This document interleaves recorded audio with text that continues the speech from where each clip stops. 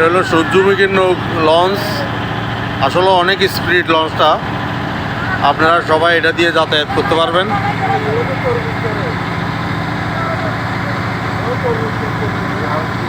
তরমুজ, এখান থেকে অনেক তরমুজ যায় তো।